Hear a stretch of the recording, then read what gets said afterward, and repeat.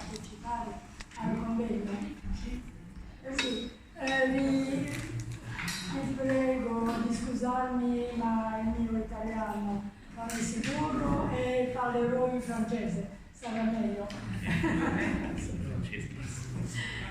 Donc, tout ce que je vais vous présenter aujourd'hui sur l'art rupestre de la Corse, qui est assez peu connu, est basé sur un ouvrage du professeur Weiss, qui est paru il y a déjà quelques années, en 2003, et qui était une première synthèse, parce que cela n'avait jamais été fait, de l'art rupestre de la Corse, compte tenu du fait que nous avons un seul site à peinture qui est la Grotta Scritta, tout le reste ce sont des rochers gravés. Donc, vous voyez, toutes les interprétations sont celles de Weiss. Nous avons fait un programme de recherche à la fin des années 90 et à partir de ces recherches, nous avons participé à cet ouvrage, donc l'art rupestre de la Corse, qui est toujours disponible aux éditions Albiane. Bon, je vais essayer d'aller assez rapidement. Donc une étude scientifique, j'expliquerai un peu mieux pour les relever à chaque fois. Donc la Grotta Scritta, qui est peut-être le témoignage le plus connu, et de très nombreux blocs disséminés et ensuite avec différents motifs, différentes techniques que nous avions relevées. Nous ferons une petite synthèse et nous verrons en conclusion les problèmes qui restent posés. Alors, comme vous le voyez sur la carte, il y a très peu de sites qui ont été reconnus. Alors, cela tient au fait qu'ils sont majoritairement dans le nord de la Corse et il y en a un seul du côté de Sartène, dans le sud. Il s'agit de sites qui ont été reconnus et publiés. Bien sûr, il y a d'autres découvertes, mais que nous n'avons pas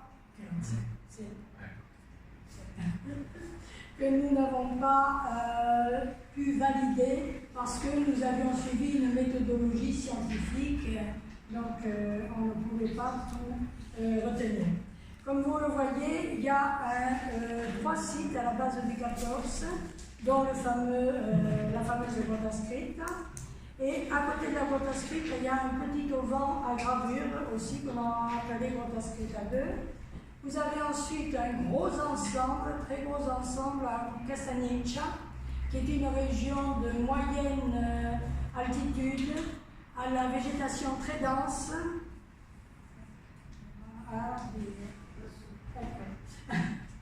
Et avec quelques sites qui vont vers le littoral.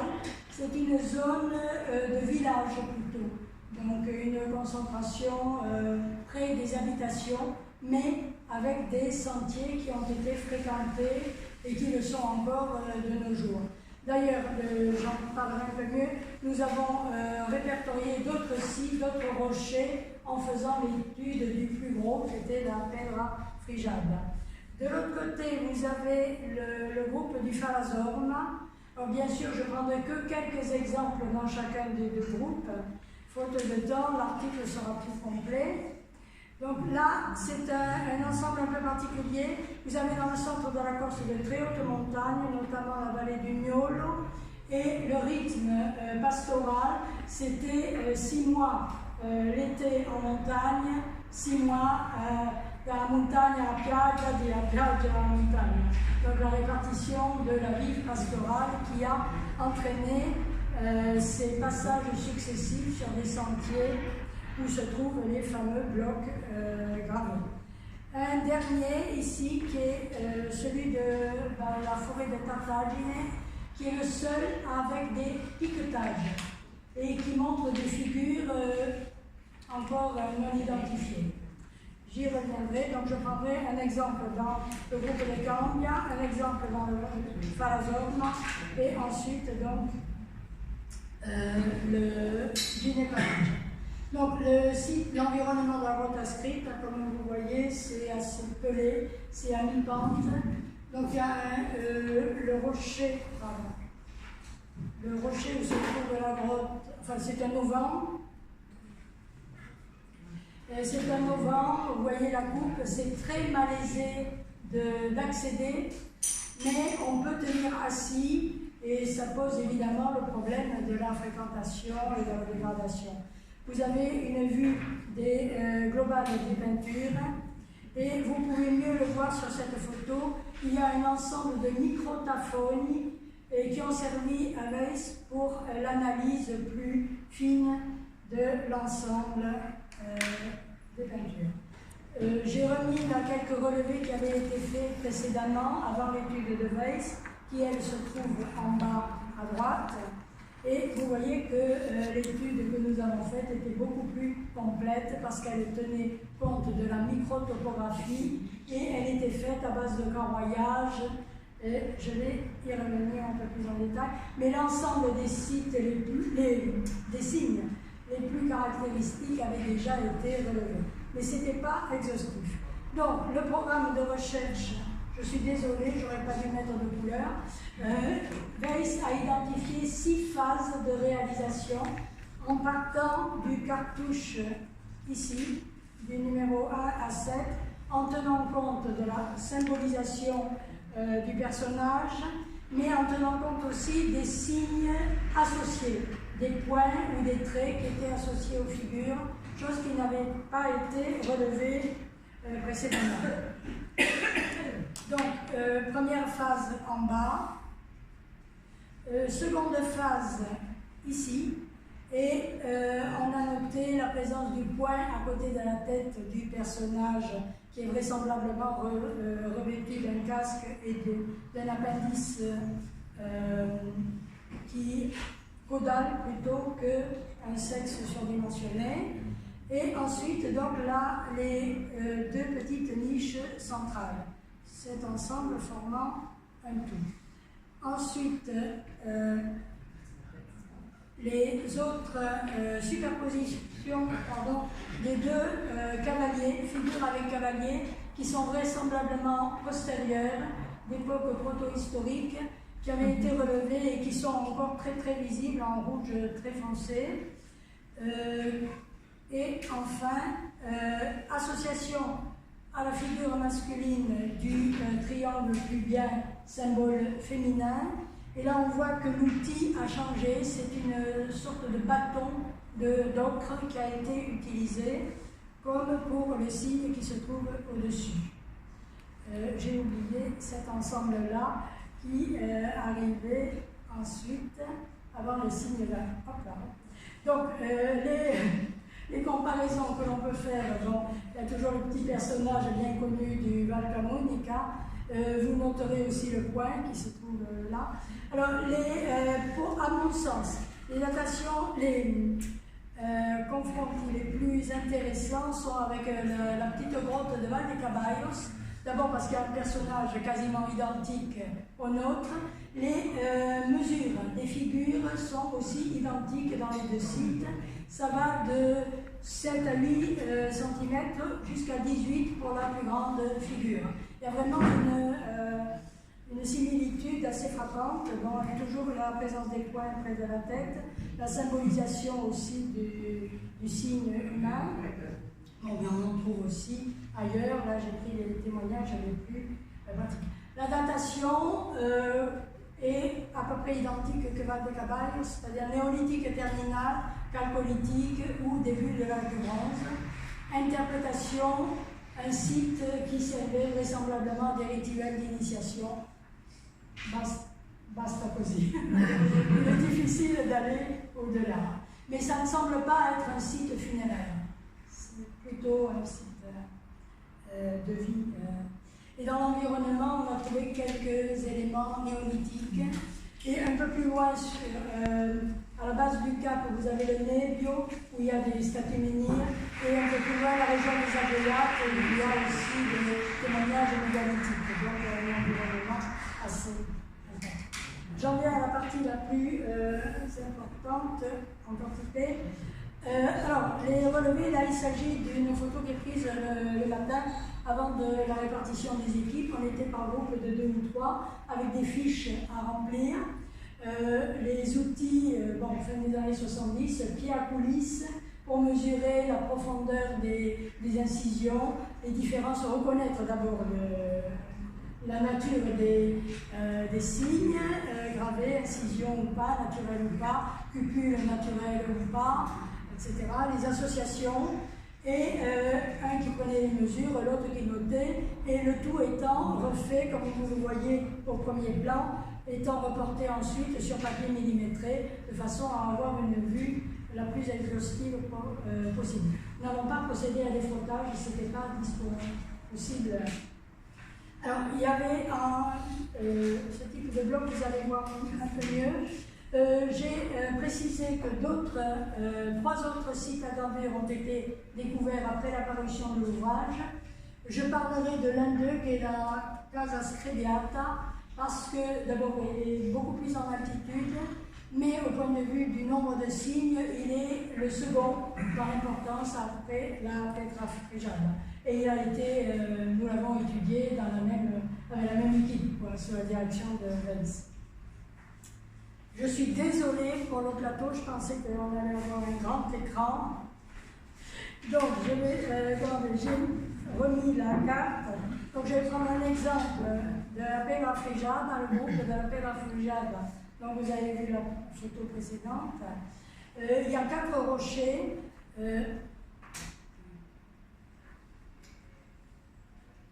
4 rochers. L'altitude pour la Petra Fregiada est à peu près à 600 mètres. Il y a des incisions, au point de vue technique, ce sont des incisions. Près de 600 motifs pour la Petra Fregiada. Et il y a une centaine de motifs supplémentaires sur les autres rochers. Ce sont essentiellement des incisions, des traits incisés, des cruciformes, des cloisonnés, association avec les cupules, des réticulés.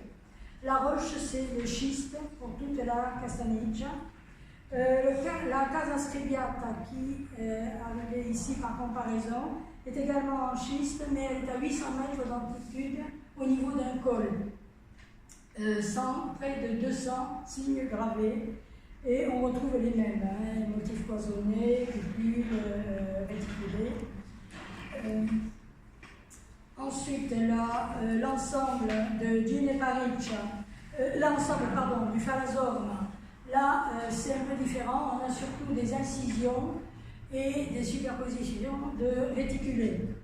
En revanche, ce sont des parois rocheuses, et non pas des sites en plein air, oui, mais sous forme de parois rocheuses et non pas des blocs à même le sol. On y trouve surtout des réticulés et des traits incisés. En revanche, la roche est différente, c'est rhyolite et granit. Et il y a une observation qui a été faite et qui est valable pour tout l'ensemble des sites. Ce n'est pas la nature de la roche qui a déterminé les gravures, mais la localisation sur les endroits, les sites de passage. Parce que ces roches-là, dans le Falazorma, sont relativement très difficiles à graver. Et en dernier, le site de Ginepariccia, où là on a des dalles qui sont de petites dimensions, posées à même le sol sur un plateau en pleine forêt. Donc quelques modèles des 3 techniques recensées. Vous avez des incisions plus ou moins fines, plus ou moins larges, avec des différences dans le tracé qui laissent supposer des outils différents. C'est-à-dire les signes les plus larges seraient dus à des pierres, des gravures avec des pierres, les signes les plus fins avec des outils en métal. J'ai mis de l'autre côté ici un exemple ce qu'on appelle le rainurage, c'est-à-dire on repasse plusieurs fois pour élargir le tracé abîmé. Et le piquetage, donc une vue des principales localisations. Donc en moyenne montagne, on n'a pas de sites littoraux, mais c'est faible altitude à moyenne montagne et juste un seul en haute montagne. quelques modèles de sites. Donc vous voyez un petit abri sous roche, les parois de Galeria et les rochers de la Pietra Frigiata et les blocs de Gineparica. Quelques exemples de motifs.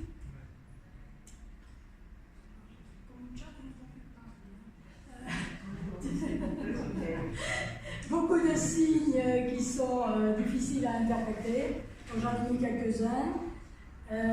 Pour le groupe de Candia, donc association de nombreuses cupules, présence de nombreux signes cloisonnés, quelques anthropomorphes qui sont très rares sur nos rochers et dont la tête est figurée par une cupule et qui semble être assez ancien. Le groupe de Phalasorme avec les réticulés ou les incisions et les signes en étoile aussi. Le site de Gineparica avec qui a été, alors là vous avez sur les dessins les photos datent d'avant le travail d'équipe. C'était une étude de Weiss et vous voyez que sur les relevés que nous avons pu faire, certains sites ont été certains signes ont été massacrés. Voilà, là c'est encore plus. Et vous voyez la richesse de ce site malgré tout, et ça tient comme c'est en plein air. Voilà. Donc le dernier site qui a été découvert, c'est un site vraisemblablement un bloc qui se trouve à Levante et qui est vraisemblablement d'origine médiévale par le nombre de cruciformes qu'il porte. Et il est isolé dans le paysage. Donc, en conclusion, en synthèse, c'est un ensemble peu fourni mais assez homogène par les techniques, les motifs, les localisations et qui rappellent bien sûr tout ce qu'il y a dans l'arc méditerranéen. La superposition des motifs laisse supposer une très longue fréquentation et c'est le fait puisqu'on a des dates qui sont gravées aussi en période historique et contemporaine. Je passe. Alors, les propositions de datation de Weiss, c'était donc d'abord des rochers à cupules, ensuite introduction de réticulés ou d'anthropomorphes schématisés, et apparition ensuite, lien entre les cupules, ensuite apparition de signes cruciformes que Weiss lui place plutôt à l'époque chrétienne et médiévale en raison de l'environnement de chapelles qui sont le long de ces voies de passage et de transhumance. Alors, je pense qu'il ne faut pas y voir un signe négatif forcément dans la christianisation des rochers, c'est aussi le fait de reconnaître la valeur sacrée du lieu. Donc on le christianise parce qu'on ne peut pas faire autrement, je dirais méchamment, mais c'est aussi respecter le passage des générations antérieures. Et ensuite, dans les croix cupulées que l'on retrouve sur les chapelles, notamment, que l'on trouve dans le sud de la France et en Italie. Vous voyez les patronymes ensuite, tout à fait d'époque contemporaine. Alors les pentacles, Weiss les a plutôt attribués à l'époque médiévale. Il y en a très très peu, on doit en avoir 3 ou 4 en tout. Et à la Casa Scrigliata, il y en a un qui est associé à une sorte de colombe. Bon, il est difficile. En revanche, les sténiformes, c'est peut-être autre chose. Les incisions en forme d'étoile, c'est peut-être différent. Donc, en conclusion,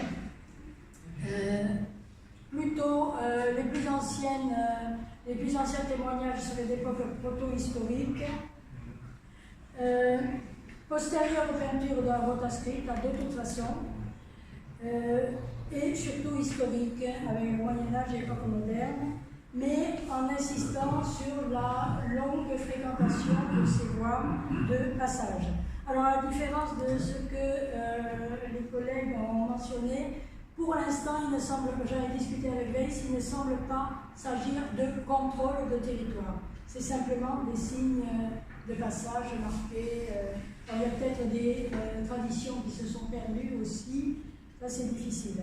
Les découvertes sont souvent fortuites parce qu'il y a un couvert végétal épouvantable et il faut être à en bonne position avec un éclairage en lumière rasante pour découvrir encore des rochers. On ne peut pas faire systématiquement des prospections. On a essayé, ça ne donne rien. L'environnement archéologique n'est pas toujours connu, il est même le plus souvent ignoré. Et le groupe de Cambia est particulier parce qu'on a une statue minière christianisée et une chapelle juste à côté. Mais la présence des chapelles, c'est à peu près tout ce que l'on est pour l'instant. On se pose des problèmes de protection et de préservation des sites. Il y a déjà des attaques de lichen, de mousse sur les peintures de la Grottastrita, mais aussi sur les rochers qui occultent certains. Une chose que j'ai oublié de signaler, c'est la présence des signes les plus importants et les plus anciens sur les faces les plus grandes des rochers, le reste des côtés étant comme des signes subsidiaires, où ils ont pu rajouter des signes aussi. Alors, j'ai voulu marquer avec une petite photo, on s'est amusé à enlever, à détériorer le site de la Grottastrita 2. On a enlevé oui, j'arrête. C'était ma dernière diapo. Je vous remercie de votre attention.